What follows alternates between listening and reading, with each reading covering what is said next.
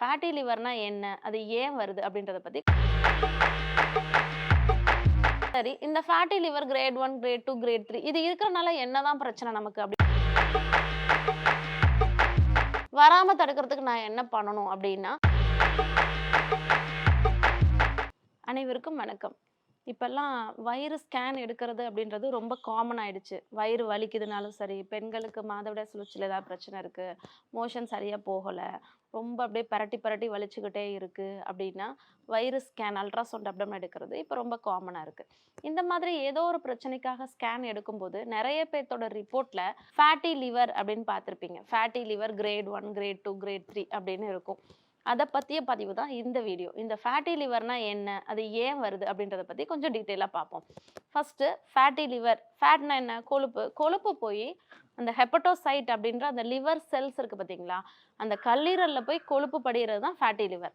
இது எந்தெந்த ஏரியால அந்த கொழுப்பு படியுது அப்படின்றத வச்சு தான் அந்த கிரேட்ஸ் பிரிக்கிறாங்க அல்ட்ராசவுண்ட்ல. இப்ப ஒரு ஸ்கேன் எடுத்து பார்க்குறாங்கன்னு வச்சுக்கோங்களேன், அதில எக்கோஜெனிசிட்டி அப்படின்றது அந்த லிவர்ல வைக்கும்போதே நமக்கு தெரியும். எக்கோஜெனிசிட்டி வந்து வைடா வந்து இன்க்ரீஸ் ஆயிருக்கும். அதில ஒரு சில ஏரியா ஸ்பேர் ஆயிருக்கும். இப்ப பெரிபோர்ட்டல் ஏரியா, டயப்ரமேட்டிக் ஏரியா இந்த மாரிலாம் சொல்லுவோம். இந்த 2 ஏரியாவும் ஸ்பேர் ஆகி லிவர் ஃபுல்லா அப்படியே எக்கோஜெனிக்கா இருந்துச்சுன்னா, அத கிரேட் 1ன்னு சொல்றோம். பெரிபோர்ட்டல் ஏரியா இன்வால்வ் ஆச்சுன்னா கிரேட் 2.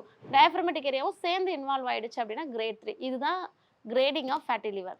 சரி, இந்த ஃபேட்டி லிவர் ஏன் வருது அப்படின்னா, நம்மளோட உணவு முறை மாற்றத்தினால தான் வருது. மொதல்லாம் பார்த்தீங்கன்னா, இந்த ஃபேட்டி லிவர் அப்படின்ற என்டைட்டி வந்து யாருக்கு சொல்லுவோம் அப்படின்னா, ஆல்கஹால் எடுத்துக்கிறாங்க பார்த்தீங்களா? மது பழக்கம் உள்ளவங்களுக்கு மட்டும் தான் இந்த ஃபேட்டி லிவர் பார்த்துட்டு இருந்தோம். பட் இப்ப இந்த பாஸ்ட் ஒரு 5 டூ 10 இயர்ஸா பார்த்தீங்கன்னா, ஆல்கஹால் பழக்கமே இல்லாதவங்களுக்குலாம் இந்த ஃபேட்டி லிவர் வருது.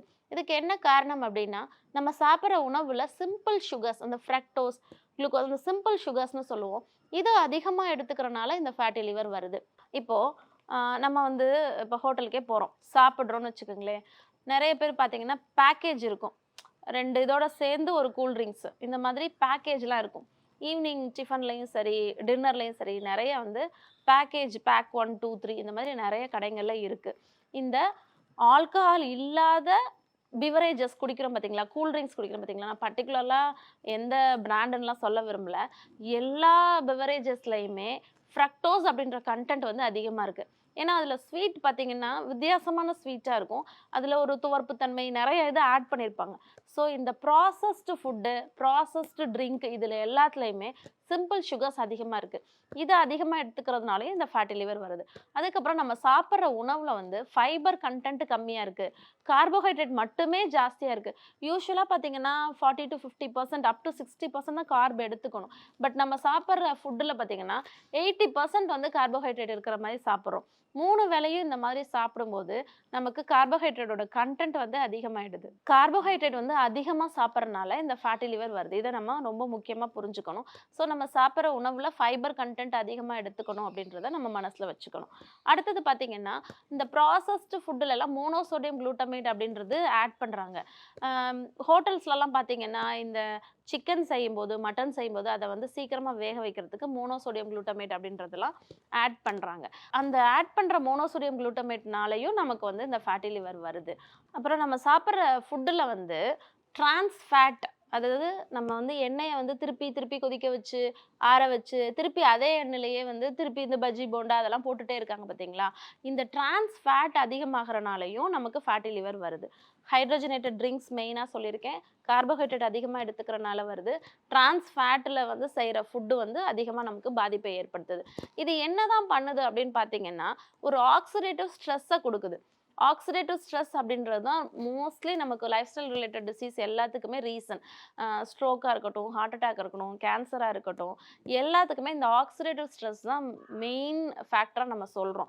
இந்த ஆக்ஸிடேட்டிவ் ஸ்ட்ரெஸ்ஸ இப்ப நம்ம சொன்ன இந்த எல்லா ஃபுட்டும் நம்ம அதிகமா டெய்லி பேசிஸ்ல எடுத்துக்கும்போது, இந்த ஸ்ட்ரெஸ்ஸ வந்து நம்ம பாடியால ஹேண்டில் பண்ண முடியல.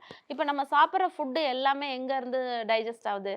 நம்ம வயித்துல போயிட்டு லிவர்ல இருந்து வர என்சைம்ஸ், பான்கிரியாஸ்ல இருந்து வர என்சைம்ஸ் எல்லாமே பார்த்தீங்கன்னா, டைஜஸ்ட் ஆகி அப்சார்ப் ஆகி லிவருக்கு தான் போகுது.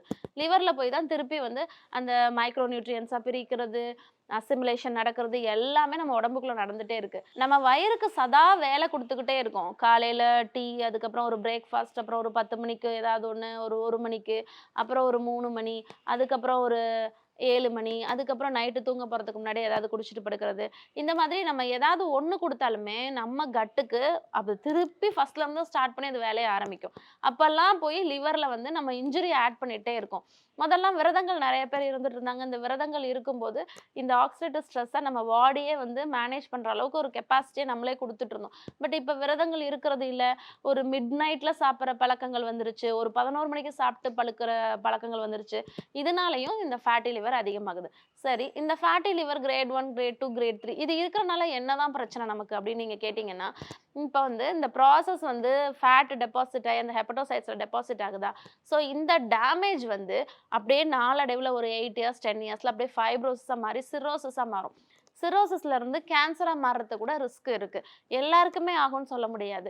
நம்ம வந்து அந்த ப்ராசஸ ரிவர்ட் பண்ணிட்டோம் அப்படின்னா ஒண்ணும் பிரச்சனை பண்ணாது.